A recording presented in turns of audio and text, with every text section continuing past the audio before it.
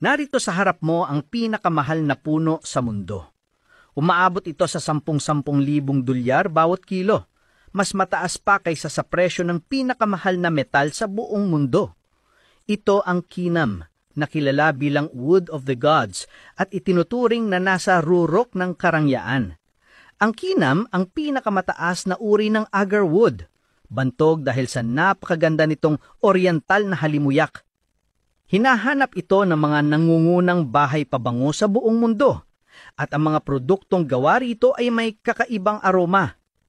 Matatagpuan ang punong ito sa iilang rehiyon lamang sa Timog Silangang Asya.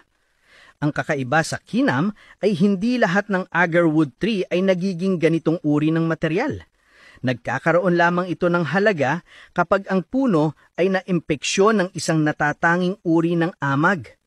Bilang tugon sa impeksyon, nagsisimulang gumawa ang puno ng protektibong dagta na unti-unting sumisipsip sa kahoy at lumilikha ng kakaibang siksik na istruktura.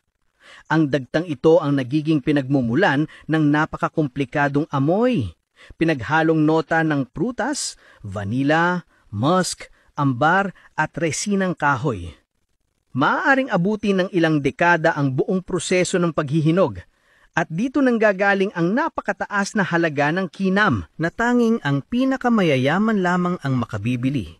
Dahil kung ikaw marahil ang makakakuha sa kagubatan ng kahoy na ito, manghihinayang kang gamitin ito sa sarili mo. Siguradong ipagbibili mo rin dahil pwede kang yumaman dito.